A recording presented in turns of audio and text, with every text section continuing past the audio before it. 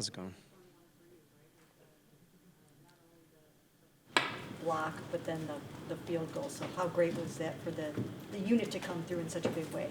No, it was a great finish to the game, great execution on both plays. So happy for our team.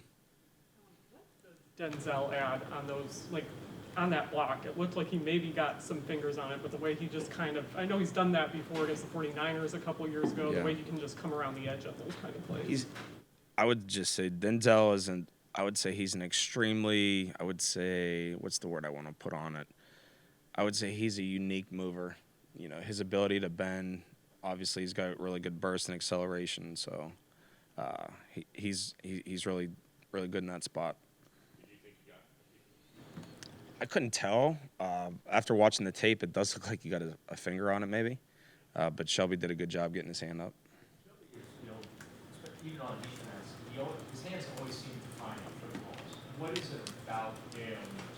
What makes him so good doing that? Yeah, I think a lot of times that when that happens, you just have like that instinct to be able to get your hands up, and for him, he's got long levers, like he's got long arms, so it gives him an advantage. Seeing Andre make that kick, knowing that everything that he's been through this past year. Yeah, I mean it's great. He's been through a lot, both personally and professionally. So the kid works hard. I've said this, the last handful of weeks, and to get the results we wanted was awesome. Detroit is very daring and creative offensively. Are they also on special teams? Yeah, they're a very aggressive team. So a lot of our preparation will be geared at that. Caden up and involved in kick return over Dylan. What went into that decision for this past week? We saw some good things out of Caden in the preseason. He's got really good speed. So thought his skill set suited us for that matchup. He'll have that role again this weekend. I think that it's an option. Yeah, I think that it's an option. I think that, and honestly, I think that depending on what our need is going into that week, the practice squad's an extension of the roster. So all those guys are preparing every week like they're playing in the game. So. We didn't know about Andre's mom until during the game or after the game. Oh, really? Yeah. I was just curious, how did you see him handle that when he got back to training camp? And I'm sure you guys were really close. Did you see that affect him as everything was going on?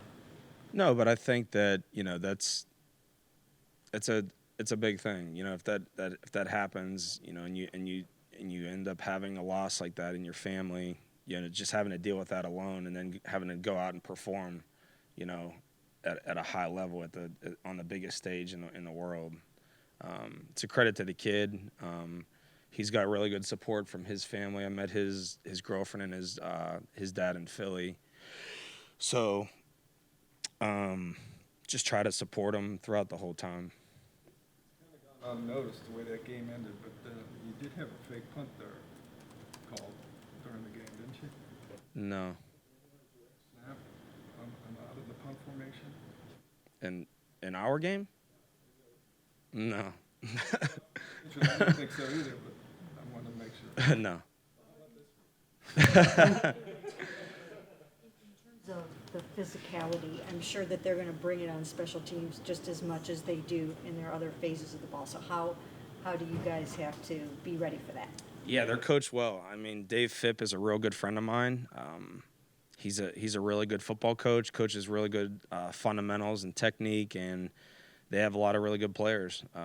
One of their best core guys is a kid that I coached in Indy, Grant Stewart. He kind of runs the show for them. He's their PP. He's been a returner. He's a really good blocker, high energy, high effort guy, and they all kind of I feel like feed off of him in that regard. They're a physical group that plays through the whistle. So we're definitely going to have to match their energy and their physicality, and then obviously playing in a hostile environment in the dome is going to be another thing. So. Why do you think there's so many block kicks left across the league? You see some kind of trend there that it's harder to block? I do see that earlier in the season, I feel like you see more you see more of that type of thing happening. Teams are still trying to figure out their personnel. You have young players playing and or blocking. So I think that factors. Typically, you see more blocks earlier in the season than late.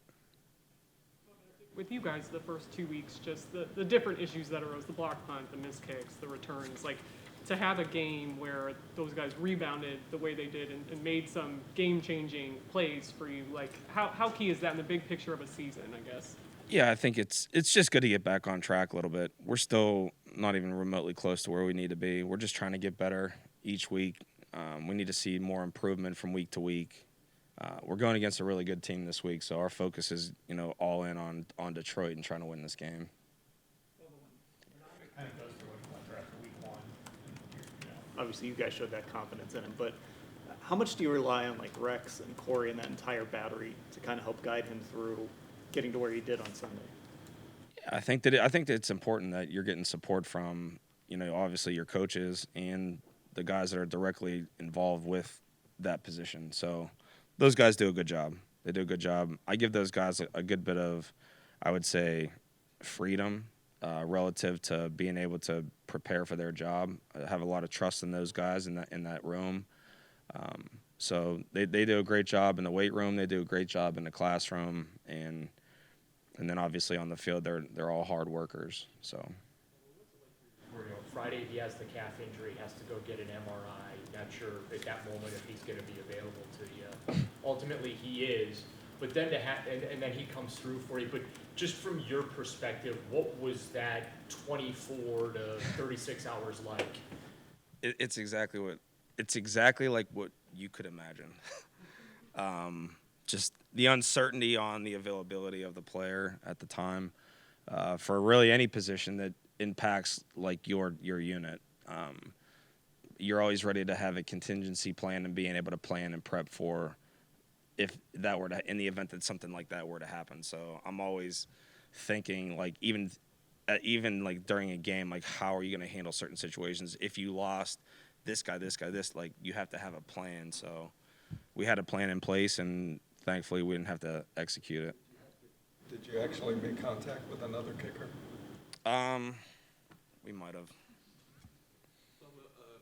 Corey's been around for a while, and what does he mean to that room specifically in terms of what the support he provides? A guy like Andre or whoever's whoever the kicker may be. Just what does he mean in that regard? Yeah, I think Corey's definitely, I would say, improved in his ability to have leadership. He was voted as a captain.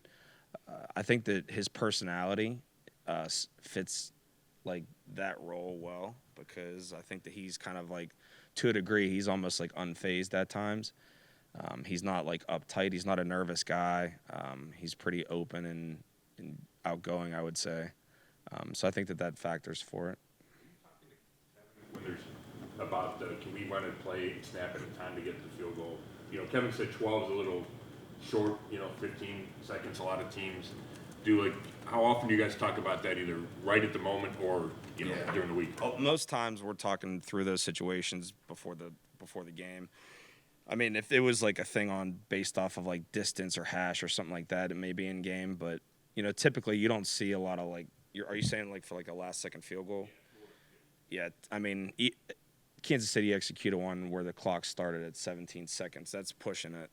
And thankfully for them, the ball was like closer to midfield, so those guys didn't have to run it. Like their angle to get to the field is more direct, rather than like say the ball's at the 20. They're running from at like an angle, so you're almost running further. We've always said like 18 to 22 seconds is really like, quote, Mayday alert. So. How remarkable was it to get that all executed perfectly like that?